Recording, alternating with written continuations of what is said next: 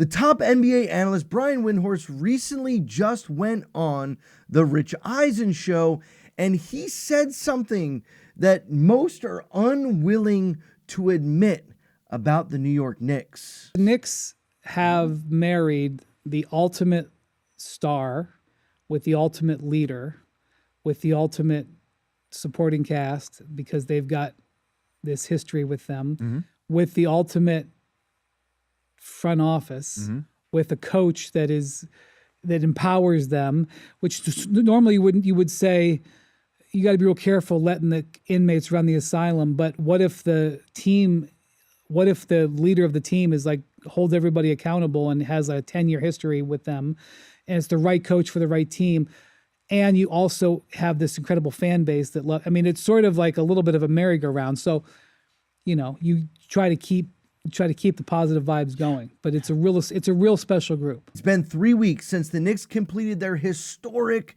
playoff run, blowing out teams, sweeping the Cavs, sweeping the Sixers, going only 5 games against the superior Spurs, or at least a month ago, that's what everyone was still saying heading into the NBA Finals, even after the Knicks have been on one of the most dominant playoff runs ever seen. People were still saying it was going to be the Spurs. And now we're seeing teams swing for the fences in the East. They're trying to reconstruct their entire rosters. Teams are being blown apart that were previously seen as title contenders.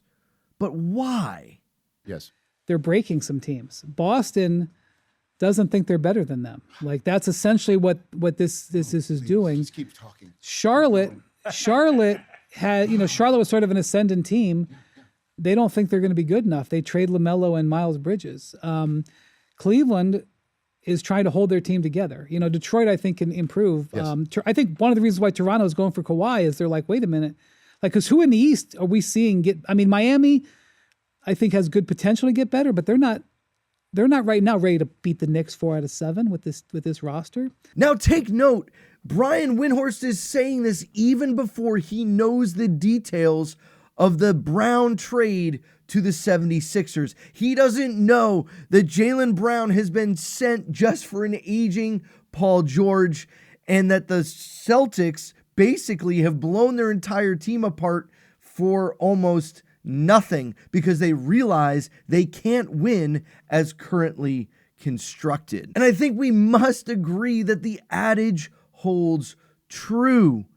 Actions speak louder than words. People can say whatever they want about the Knicks in press conferences and in print and on TV shows. They can say everything they want about how the Knicks aren't really a title contender again, that they shouldn't really be concerned, that there's better teams that can come out of the East, that the Celtics and the Pistons and whatever else people want to say is fine.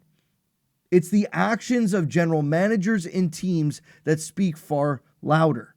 What are teams doing? What are the actions being taken by these teams? And what does that communicate about how people are viewing the Knicks? Fans and everyone else can keep debating whether or not this was a fluke. People can say that it was the easiest ring, that it comes with an asterisk. Whatever you want to say is fine.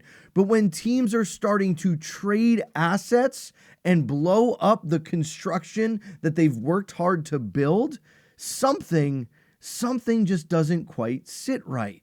Boston, Charlotte, Miami, Toronto, Philly, all of these teams are making huge changes. Why? Because they're all chasing the Knicks. The Knicks are pretty much set. Their starting 5 isn't going anywhere. Yes, there's some depth changes. We've lost Mitchell Robinson. Yes, we've lost Hawk Porty, but we've been able to bring back some people on really friendly contracts as well, with Jose Alvarado signing, Landry Shamet, and Mo Diawara. So it's going to be interesting to see, but when you're seeing teams like Boston, when you're seeing teams like Miami take the chances they're taking, why? Because they recognize with the players they currently have, they cannot win.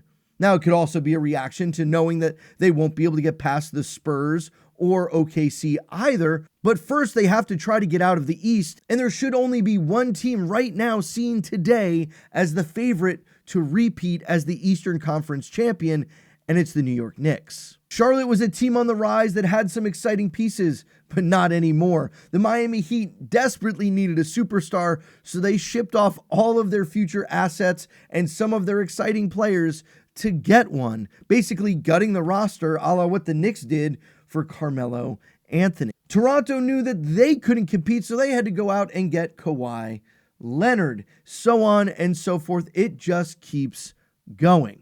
All the while, the Knicks are standing pat, staying under the second apron, getting team-friendly deals. The only really remaining question mark for this Knicks team is where will the big man depth come from? And we're going to have to wait and see. Will there be a Deuce McBride trade to get a big man? Are they going to go with veteran minimum contracts, people like Kevon Looney or others to fill out the roster? And while that might mean there isn't as much impact from that second unit like we saw with Mitchell Robinson, there were also a lot of problems and challenges with Mitchell Robinson. It was almost impossible to get him to play a full season, to keep him healthy. You had off the field issues like breaking his hand right before the finals that I don't think sat very well with this current regime. Now, his on the court play was absolutely masterful. His ability to get offensive rebounds and to change the game defensively will be missed.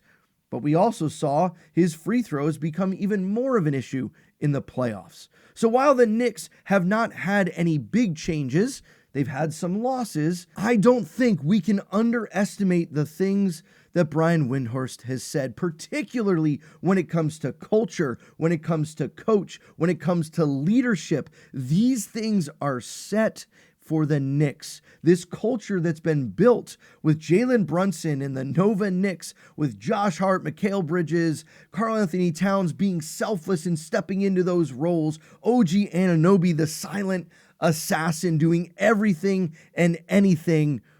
When all of that is coming together for the Knicks, finding those other pieces that are going to shine is the role of the general manager. Finding the next Landry Shamet. Who's the big man that the Knicks can find who's going to be able to step into that role, play 15 minutes a game, and hopefully not have to step in too much more than that? That's the role that Leon has to figure out. And all the while staying under the second apron allows them to make deadline deals, to make some trades, to use that 2033 pick if they need to keep this window open until the Jalen Brunson extension, which will be looming soon. So the Knicks are set up to repeat their championship run just as much as anyone has been over the last decade. And teams are scrambling to realize, hey, if we want to get out of the East, we have to make major changes because the Knicks that were playing in that playoff run are not beatable with our current roster. You don't have to take my word for it. That's the interpretation of Brian Windhorst, and I actually agree with him. More people just are not willing to say the quiet truth out loud.